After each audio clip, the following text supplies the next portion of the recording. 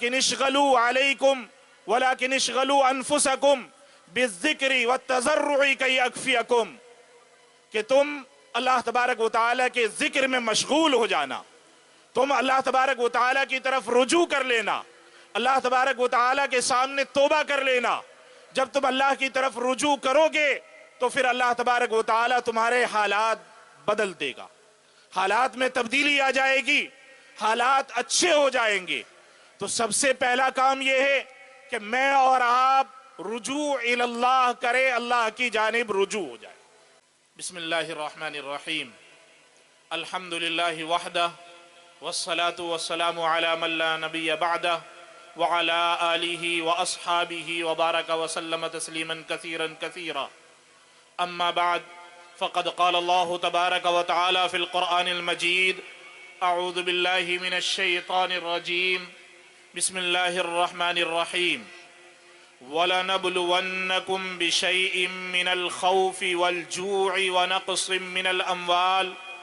ونقص من الأموال والأنفس والثمرات وبشر الصابرين الذين إذا أصابتهم مصيبة قالوا إنا لله وإنا إليه راجعون أولئك عليهم صلوات من ربهم ورحمة وأولئك هم المهتدون۔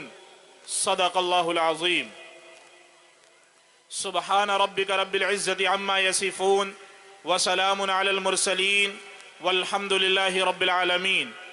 اللہم صل علی سیدنا مولانا محمد وعلی آل سیدنا مولانا محمد وبارک وسلم۔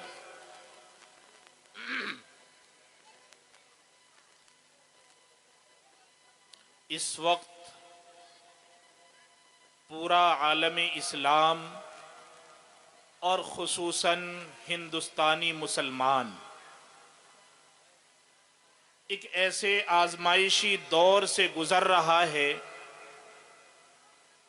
جس کی نظیر گزشتہ تاریخوں میں کئی صدیوں تک نہیں ملتی ہے۔ کیا گاؤں، کیا دیہات، بلکہ بڑے بڑے شہروں میں جہاں مسلمان اچھی حیثیت کے ساتھ بستے ہیں، وہاں بھی مسلمان خوف و ہراس کی زندگی جینے پر مجبور ہے۔ اور آج کا نقشہ کچھ ایسا ہی ہے جیسا سرکار دو عالم صلی اللہ علیہ وسلم کے زمانے میں صحابہ رضی اللہ عنہ کی موجودگی میں جس کا ذکر اللہ تبارک و تعالی نے قرآن کریم میں فرمایا، وَضَاقَتْ عَلَيْهِمُ الْأَرْضُ بِمَا رَحُبَتْ وَضَاقَتْ عَلَيْهِمْ أَنفُسَهُمْ، کہ زمین اپنی ساری وسعتوں کے باوجود مسلمانوں پر تنگ ہو گئی ہے اور ان کی جانیں بھی ان پر دوبر ہو گئی ہے۔ آج کچھ حالات ایسے ہی ہمارے اور آپ کے سامنے ہیں۔ ایک بات تو یہ کہ ہمیں اور آپ کو یہ دیکھنا ہے کہ آخر یہ حالات ہم پر کیوں آئے ہیں، اور دوسرے یہ کہ ان حالات سے کیسے نکلا جائے، حالات کیسے بہتر سے بہتر بن جائے، کیونکہ حالات یہ نئے حالات نہیں ہیں۔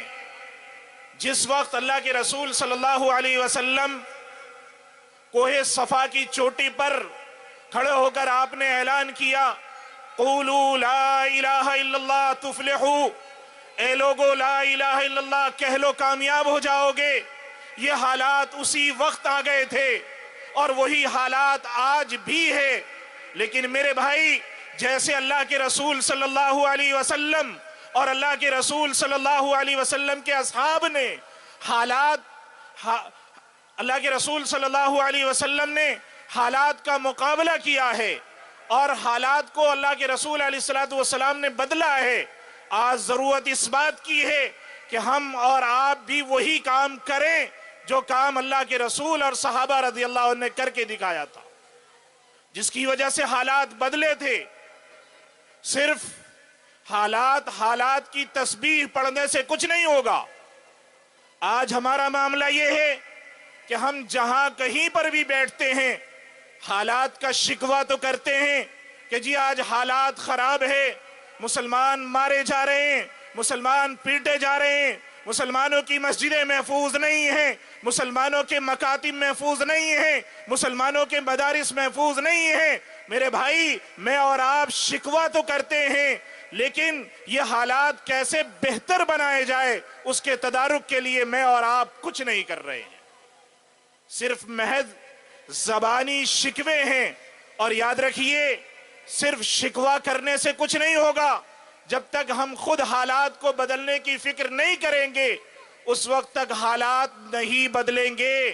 یہ فرمان الہی ہے، اللہ کا قرآن کہتا ہے ان اللہ لا یغیر ما بقوم حتی یغیروا ما بانفسہم۔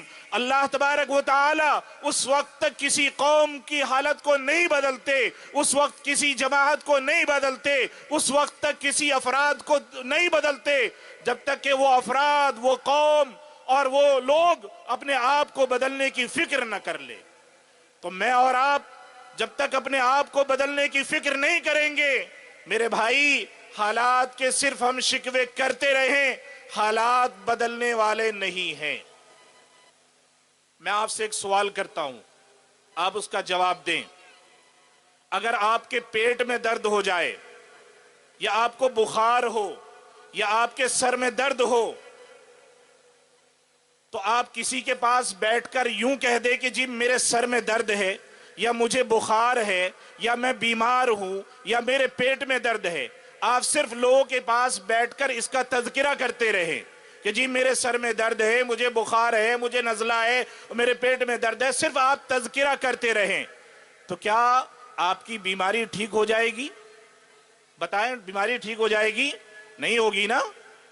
صرف کہنے سے بیماری ٹھیک نہیں ہوگی، بلکہ اگر آپ کے سر میں درد ہے، بخار ہے، نزلہ ہے، پیٹ میں درد ہے یا کوئی دوسری بیماری ہے تو آپ صرف دوسروں سے کہیں گے نہیں بلکہ اس کا علاج تلاش کریں گے، ماہر ڈاکٹر کے پاس جائیں گے اور ان سے جا کر کہیں گے کہ ڈاکٹر صاحب مجھے دیکھیے میری حالت ایسی ہو گئی ہے، مجھے ایسا لگتا ہے کہ میں بیمار ہوں اور میرے سر میں درد ہے یا مجھے بخار ہے۔ پھر وہ ڈاکٹر دوائی تجویز کرے گا، آپ اس کو کھائیں گے، تب جا کر آپ ٹھیک ہوں گے۔ ٹھیک اسی طریقے سے صرف حالات کی تسبیح پڑھنے سے کچھ نہیں ہوگا کہ ہم چائے کے ہوٹلوں پر بیٹھ کر حالات کا تذکرہ کرتے رہیں، ہم چوراہوں پر کھڑے ہو کر حالات کی تسبیح پڑھتے رہیں اور یوں سمجھے حالات ٹھیک ہو جائیں گے۔ تو میرے بھائی، ایسا نہیں ہوا کرتا جب تک کہ ہم اس کا علاج تلاش نہیں کریں گے۔ سب سے پہلے مجھے اور آپ کو یہ دیکھنا ہے کہ آخر مسلمانوں پر حالات کیوں آئے ہیں۔ مسلمان دنیا میں پٹنے کے لیے نہیں آیا، مسلمان اس دنیا کے اندر ذلیل ہونے کے لیے نہیں آیا، بلکہ اللہ کا وعدہ ہے۔ اللہ تبارک و تعالی نے قرآن کریم کے اندر فرمایا وَأَنْتُمُ الْأَعْلَوْنَ إِن كُنتُم مُؤْمِنِينَ، یہ ساری کی ساری دنیا تمہارے لیے بنائی گئی ہے، تم اس دنیا کے حاکم ہو، تم اس دنیا کے بادشاہ ہو۔ پھر میں اور آپ آج جو ذلت و پستی کے غار میں گئے ہیں تو ہمیں یہ دیکھنا ہے کہ آخر ہم ذلیل و رسوا کیوں ہو رہے ہیں۔ صرف ملک ہندوستان کی بات نہیں ہے، آپ پوری دنیا پر ایک طائرانہ نظر ڈالیے، پوری دنیا پر نظر گھمائیے اور ہر ملک کا جائزہ لیجئے۔ اگر کسی بھی ملک کے اندر کوئی قوم پریشان ہے تو اس قوم کا نام مسلمان ہے۔ پوری دنیا کے اندر یہ ہو رہا ہے۔ کیا ہم نے کبھی یہ سوچا کہ آخر یہ پریشانی کیوں، یہ مصیبت کیوں؟ اللہ کا قرآن کہتا ہے وَمَا أَصَابَكُم مِّن مُّصِيبَةٍ فَبِمَا كَسَبَتْ أَيْدِيكُمْ وَيَعْفُو عَن كَثِيرٍ۔ اللہ کا قرآن کہتا ہے تمہارے اوپر جو حالات آتے ہیں تمہارے اوپر جو پریشانیاں آتی ہیں وہ خود تمہارے ہاتھوں کی کمائی ہوتی ہے. بما کسبت ایدیکم، وہ تمہارے ہاتھوں کی کمائی ہوتی ہے. جیسے تمہارے اعمال ہوتے ہیں ایسے ہی اللہ تبارک و تعالیٰ کی طرف سے فیصلے اترتے ہیں. تو یہ حالات جہاں اور بہت سارے اسباب و وسائل ہیں حالات کے آنے پر، وہاں چونکہ ہم اور آپ مسلمان ہیں تو سب سے پہلے میں اور آپ اپنے گریبان میں جھانک کر دیکھیں کہ آخر یہ حالات کیوں آئے ہیں. ہم اور آپ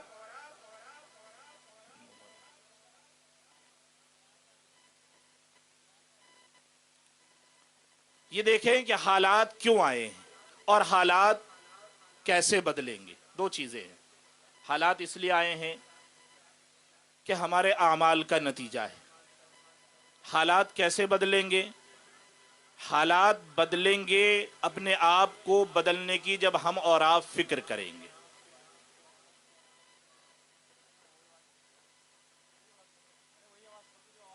اس وقت میں مسلمانوں کے کرنے کے کام کچھ ہیں. مسلمانوں کو چاہیے کہ وہ کام کریں، حالات بدلیں گے. سب سے پہلا کام یہ ہے، آپ اس جلسے میں آئے ہیں تو یہ نیت کر لیں کہ یہاں سے جو باتیں ملیں گی اس کو ہم سنیں گے اور اس پر ہم انشاءاللہ عمل کریں گے. سب سے پہلا کام مسلمانوں کے کرنے کا سب سے پہلا کام وہ یہ ہے کہ ہم اور آپ اللہ کی جانب رجوع کریں. کیا ہے پہلا کام؟ بول کے بتائیں. پہلا کام یہ ہے کہ میں اور آپ مسلمان اللہ کی جانب رجوع کریں. رجوع اللہ. اللہ کے رسول علیہ الصلوۃ والسلام پر جب حالات آتے تھے تو اللہ کے رسول علیہ الصلوۃ والسلام مسجد کا رخ اختیار کر لیتے تھے. روایتوں میں آتا ہے کہ جب آندھی آتی، جب تیز ہوا کا جھونکا چلتا تو اللہ کے رسول علیہ الصلوۃ والسلام کی پناہ گاہ مسجد ہوا کرتی تھی. جب سورج گرہن ہوتا، چاند کو گرہن لگتا تو اللہ کے رسول علیہ الصلوۃ والسلام مسجد تشریف لے جاتے اور اس وقت تک اللہ کے حضور میں دعا کرتے رہتے. اس وقت تک اللہ کے رسول علیہ الصلوۃ والسلام اللہ تبارک و تعالیٰ کی حضور میں گریہ و زاری کرتے رہتے جب تک کہ چاند اور سورج گرہن ختم نہ ہو جاتا تھا. تو میرا اور آپ کا کام بھی یہی ہے کہ میں اور آپ رجوع اللہ کرے، اللہ کی جانب رجوع کرے. اس لیے کہ اللہ کے رسول علیہ الصلوۃ والسلام نے فرمایا، اللہ تبارک و تعالیٰ نے فرمایا انا مالک الملوک. اللہ کے رسول علیہ الصلوۃ والسلام نے اللہ تبارک و تعالیٰ نے فرمایا انا مالک الملوک علی الملوک، کہ میں بادشاہوں کا بادشاہ ہوں. اللہ بڑے ہیں، اللہ تبارک و تعالیٰ مالک ہے اس دنیا کے. تمام مالکوں کے مالک اللہ تبارک و تعالیٰ ہیں. اللہ تبارک و تعالیٰ فرماتے ہیں کہ تمام انسانوں کے قلوب میرے ہاتھ میں ہیں، سب کے دل میرے ہاتھ میں ہیں. پھر اللہ کے رسول علیہ الصلوۃ والسلام نے فرمایا، اللہ تبارک و تعالیٰ فرماتے ہیں ان العباد اذا اطاعونی حولت قلوب ملوکہم علیہم بالرحمت والرأفہ. اللہ کے رسول علیہ الصلوۃ والسلام فرماتے ہیں کہ اللہ تبارک و تعالیٰ فرماتے ہیں کہ جب میرے بندے میری عبادت کرتے ہیں، میرے بندے میری فرما برداری کرتے ہیں، میرے بندے میرے بتائے ہوئے طریقے کے مطابق زندگی گزارتے ہیں، تو اللہ تبارک و تعالیٰ نے فرمایا پھر میں ان کے بادشاہوں کے دلوں میں ان کے لیے محبتیں ڈال دیتا ہوں. اللہ تبارک و تعالیٰ مسلمانوں کے بادشاہوں کے دلوں میں، یا اس وقت جو بھی کوئی بادشاہ ہو، کوئی بھی سرکار ہو، اللہ تبارک و تعالیٰ فرماتے ہیں کہ جب بندے میری عبادت کرتے ہیں تو میں ان کے دلوں میں مسلمانوں کی محبت اتار دیتا ہوں، ان کے دلوں میں ایمان کی محبت اتار دیتا ہوں. پھر وہ مسلمانوں کے ساتھ محبت کا معاملہ کرتے ہیں، پیار کا معاملہ کرتے ہیں، وہ مسلمانوں کے ساتھ خیر خواہی کا معاملہ کرتے ہیں. اور آگے فرمایا اگر بندے میری نافرمانی کرنے لگتے ہیں، بندے اللہ سے بغاوت پر اتر آتے ہیں، بندے اللہ سے سرکشی پر اتر آتے ہیں، تو پھر اللہ تبارک و تعالی نے فرمایا کہ میں تمہارے بادشاہوں کے دلوں میں تمہارے لیے سختی پیدا کر دیتا ہوں، تمہاری طرف سے ان کے قلوب سخت ہو جاتے ہیں، پھر وہ تمہارے اوپر سخت حالات کر دیتے ہیں، اور تم پھر اس حالات میں آ جاتے ہو۔ پھر اللہ کے رسول علیہ الصلوۃ والسلام نے فرمایا کہ اللہ تبارک و تعالی فرماتے ہیں کہ جب تمہارے اوپر ایسے حالات آئے تو کرنا کیا ہے؟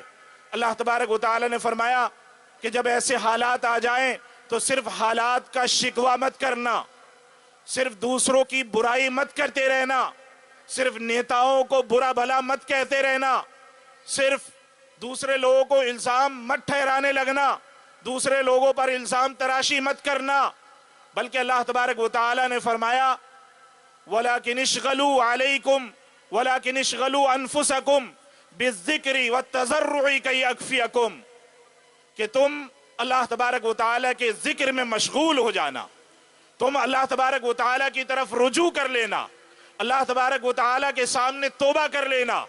جب تم اللہ کی طرف رجوع کرو گے تو پھر اللہ تبارک و تعالی تمہارے حالات بدل دے گا، حالات میں تبدیلی آ جائے گی، حالات اچھے ہو جائیں گے۔ تو سب سے پہلا کام یہ ہے کہ میں اور آپ رجوع اللہ کریں، اللہ کی جانب رجوع ہو جائے، کریں گے انشاءاللہ۔ دوسرا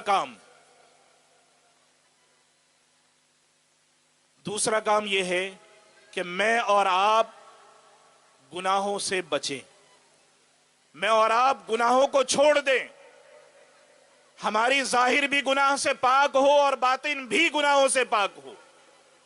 آج ظاہر میں تو ہم گناہ سے بچتے ہیں، لیکن باطنی طور پر میں اور آپ گناہ سے نہیں بچتے۔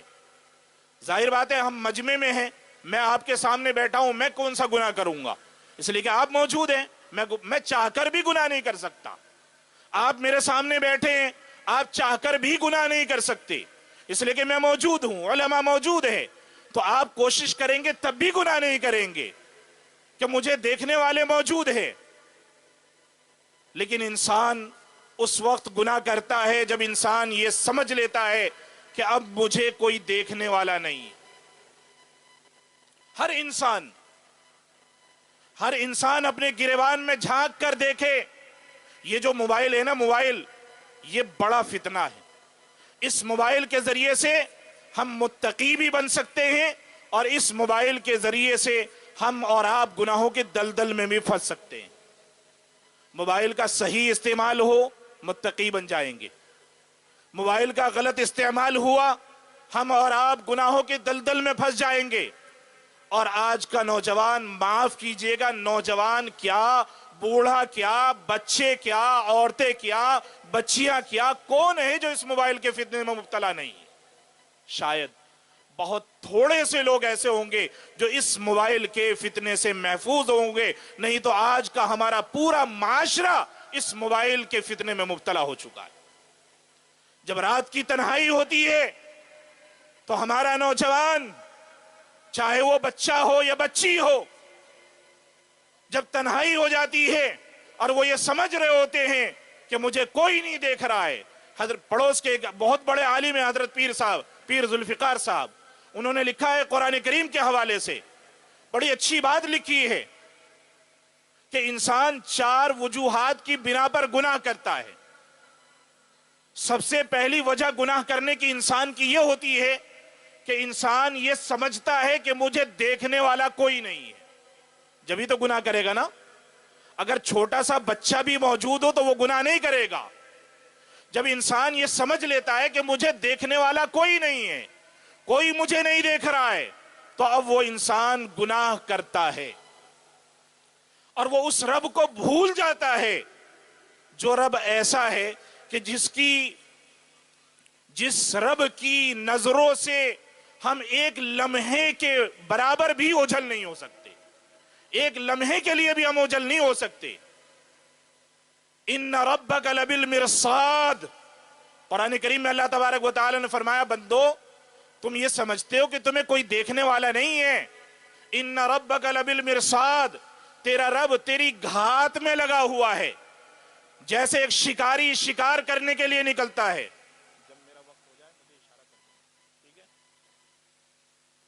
جب شکاری اپنے شکار پر نکلتا ہے شکار کرنے کے لیے، اور اسے کہیں شکار دکھ جائے تو وہ اپنی نظریں اس شکار پر جما لیتا ہے، پلک بھی نہیں جھپکتا، حتیٰ کہ ایک وقت ایسا آتا ہے کہ وہ یہ چاہتا ہے کہ میں سانس بھی نہ نکالوں، اپنے سانس کو بھی روک لوں، کہیں میرے سانس نکالنے کی وجہ سے، میری آواز کی وجہ سے یہ شکار اڑ کر نہ بھاگ جائے۔ وہ پوری توجہ کے ساتھ اس شکار کو دیکھتا ہے۔ میرے بھائی، جیسے یہ شکاری توجہ کے ساتھ شکار کو دیکھتا ہے، اس سے کہیں زیادہ توجہ کے ساتھ میرا اور آپ کا رب مجھے اور آپ کو دیکھ رہا ہے۔ ہم اور آپ کیا سمجھ رہے ہیں کہ کوئی دیکھنے والا نہیں ہے؟ میرے بھائی، ہمارا رب ہے جو ہر وقت ہمیں دیکھ رہا ہے۔ ان ربک لبالمرصاد، ہم ایک لمحے کے لیے بھی اس رب سے اوجھل نہیں ہو سکتے۔ انسان کے گناہ کرنے کی دوسری وجہ یہ ہوتی ہے کہ انسان یہ سمجھتا ہے کہ کسی کو پتہ نہیں چلے گا، میں گناہ کروں گا اور کسی کو پتہ بھی نہیں چلے گا۔ آج کا ہمارا نوجوان اس کو ہنر سمجھتا ہے نا، کہ میں کسی کو دھوکہ دے دوں اور اسے پتہ بھی نہیں چلے گا، میں کسی کے ساتھ فراڈ کر دوں اسے پتہ بھی نہیں چلے گا، میں کسی کو ٹوپی اڑا دوں، وہ یہ سمجھتا ہے، وہ یہ کہتا ہے کہ میرے پاس ایسا ہنر ہے کہ میں غلط مال کو اچھے داموں میں بیچ سکتا ہوں، اور اس کو وہ نوجوان ہنر سمجھ رہا ہے، حالانکہ وہ تو جہنم کے لیے اس دنیا کے اندر ایندھن جمع کر رہا ہے۔ جب انسان یہ سمجھ رہا ہوتا ہے، انسان یہ سمجھ لیتا ہے کہ مجھے کوئی نہیں دیکھ رہا ہے، یاد رکھیے اللہ تبارک و تعالیٰ کی شان یہ ہے، اللہ نے فرمایا یعلم خائنۃ الاعین وما تخفی الصدور، اے میرے بندے، میں تیری آنکھوں کی چوری کو بھی جانتا ہوں اور میں تیرے دلوں میں چھپے ہوئے باتوں کو بھی جانتا ہوں۔ تو یہ سمجھ رہا ہے نا کہ پتہ نہیں چلے گا، کسی کو پتہ نہیں چلے گا۔ اگر تو بد نظری کر رہا ہے، تو کسی کو دھوکہ دے رہا ہے، تو یاد رکھ یعلم خائنۃ الاعین، اے بندے میں تیری آنکھوں کی چوری کو جانتا ہوں، اور جو بات تیرے دل میں چھپی ہوئی ہے میں تیرے دل کے حال سے بھی واقف ہوں۔ وما تخفی الصدور، پھر یہ انسان کیسے سمجھ سکتا ہے کہ جی کوئی دیکھنے والا نہیں ہے؟ تیسری وجہ انسان کے گناہ کرنے کی یہ ہوتی ہے کہ انسان جب تنہا ہوتا ہے تو وہ یہ سمجھتا ہے میں تو اکیلا ہوں۔ اب تو میں اکیلا ہو گیا، سردی کی رات ہے، اس گھر میں کوئی نہیں ہے میرے علاوہ، اور ہے بھی تو میں نے رضائی اوڑھ لی، اب میں نے موبائل نکال لیا، اب میں نے لیڈ لگا لی، اب میں نے کانوں میں لیڈ لگا لی، اب اگر برابر میں کوئی ہے بھی تو کسی کو پتہ نہیں چلے گا۔ انسان یہ سمجھ رہا ہوتا ہے کہ کوئی نہیں ہے، لیکن یاد رکھو اللہ تبارک و تعالیٰ کی ذات وہ ہے، اللہ نے قرآن کریم کے اندر فرمایا وَهُوَ مَعَكُمْ أَيْنَمَا كُنْتُمْ، جہاں تم ہوتے ہو تمہارے ساتھ تمہارا رب ہوتا ہے۔ دنیا میں کوئی ایسی جگہ نہیں ہے، کوئی ایسی جگہ نہیں ہے جہاں ہم اللہ کی نظروں سے اوجھل ہو کر گناہ کرنا چاہیں تو گناہ کر لیں۔ ہر جگہ اللہ موجود ہے، ہمارا اللہ ہمیں دیکھ رہا ہے۔ اور بعض مرتبہ انسان گناہ کر کر کے ڈھیٹ ہو جاتا ہے، وہ گناہ کرتا ہے، شراب پیتا ہے، زنا کرتا ہے، اور معاشرے میں فساد برپا کرتا ہے، اور وہ یہ سمجھ رہا ہوتا ہے کہ آج تک تو میرا کوئی بگاڑ نہیں سکا، آج تک تو میرا کچھ نہیں بگڑا، میں شراب پیتا ہوں، زنا کرتا ہوں، نماز نہیں پڑھتا، سارے کرتوت میں کرتا ہوں، لیکن آج تک میری پکڑ نہیں ہوئی۔ اللہ تبارک و تعالیٰ قرآن کریم کے اندر جواب دیتے ہیں ان اخذہ علیم شدید، اللہ تبارک و تعالیٰ کی پکڑ بہت سخت بھی ہے اور بہت زیادہ دردناک بھی ہے۔ یہ نہ سمجھے کہ میرا کوئی کچھ نہیں بگاڑ سکتا، ایسا نہیں، ان اخذہ علیم شدید، جب اللہ تبارک و تعالیٰ کی پکڑ آئے گی تو پھر بہت شدید طریقے سے آئے گی، بہت دردناک عذاب اللہ تبارک و تعالیٰ مجھے اور آپ کو دے گا۔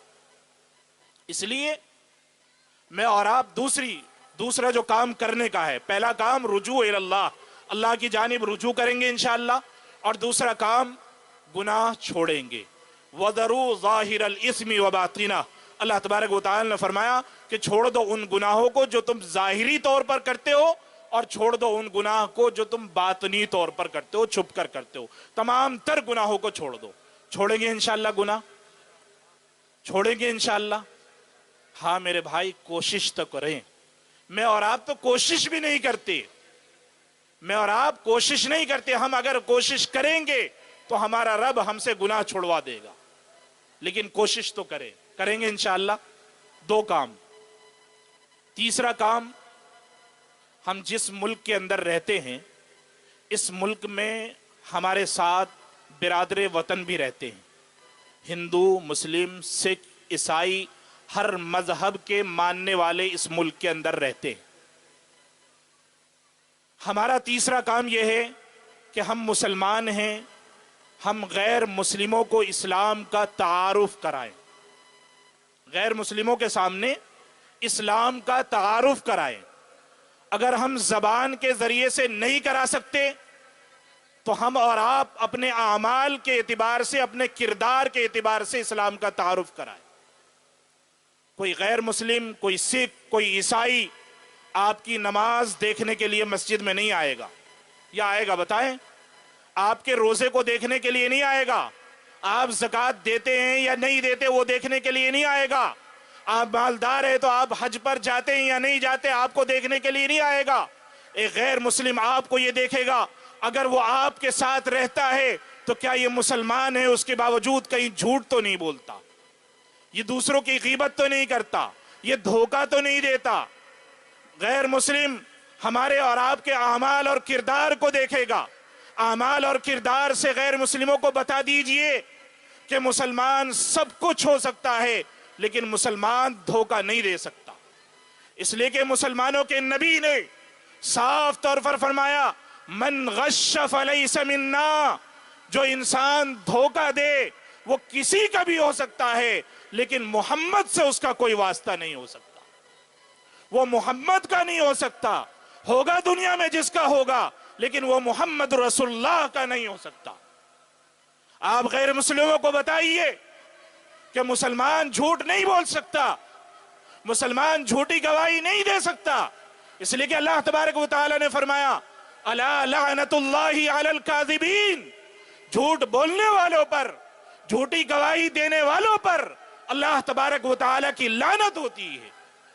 जब झूठ बोलने पर अल्लाह की लानत होती है तो फिर मुसलमान झूठ कैसे बोल सकता है?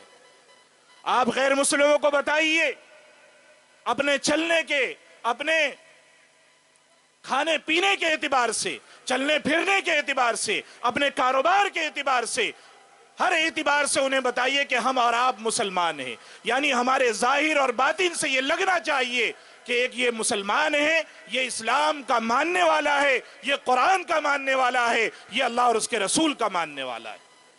कराएंगे इंशाअल्लाह। अपने किरदार से इस्लाम का तारुफ कराइए।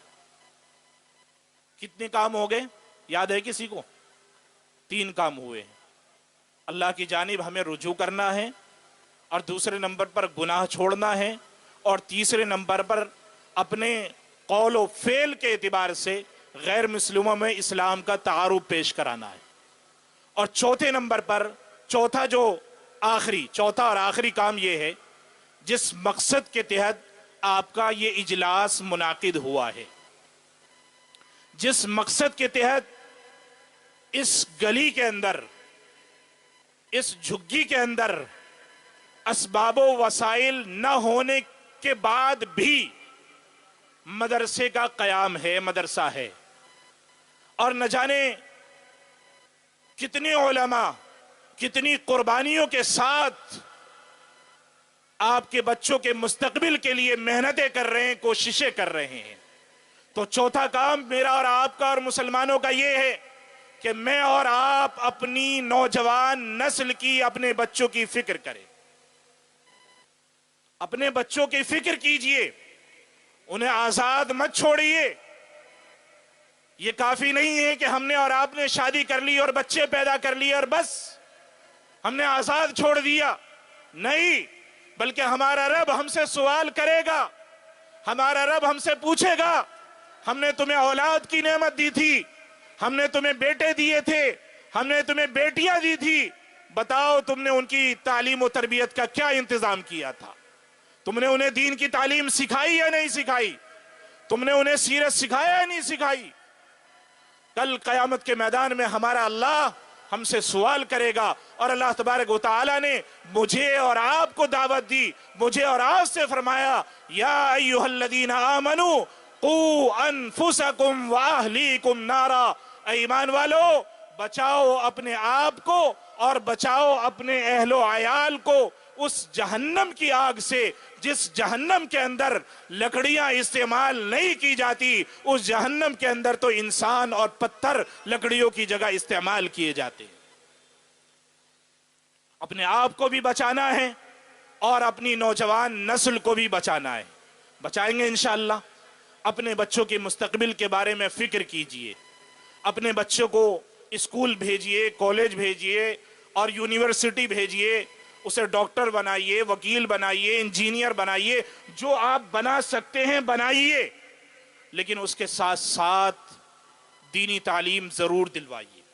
ایسا نہ ہو کہ ہمارا بچہ ڈاکٹر بھی بن جائے، وکیل بھی بن جائے اور اسے اسلام کے بارے میں کچھ معلوم ہی نہ ہو، جھوٹ اور سچ کے بارے میں اسے کچھ معلوم ہی نہ ہو، وہ والد کا احترام نہ کرے، اور والدہ کا احترام نہ کرے، اپنے اساتذہ کا احترام نہ کرے۔ نہیں، اسے اسلام کی تعلیم دلوائیے، بنیادی جو اسلام کی تعلیم ہے وہ اسلامی تعلیم دلوائیے۔ اور بہت اچھی بات ہے، بہت اچھی بات ہے کہ آپ اپنے بچے کو حافظ قرآن بنائیے۔ جہاں ایک طرف آپ کا بیٹا ڈاکٹر ہو، وہاں دوسری طرف آپ کا بیٹا حافظ قرآن ہو۔ جہاں آپ کا بیٹا انجینئر ہو، وہیں دوسری طرف آپ کا بیٹا حافظ قرآن بھی ہو۔ کریں گے انشاءاللہ اس کی محنت؟ کریں گے انشاءاللہ؟ یہ 4 کام میں نے بتائے ہیں، اللہ رب العزت مجھے بھی آپ کو بھی ان تمام باتوں پر عمل کی توفیق نصیب فرمائے۔ وآخر دعوانا ان الحمد للہ رب العالمین۔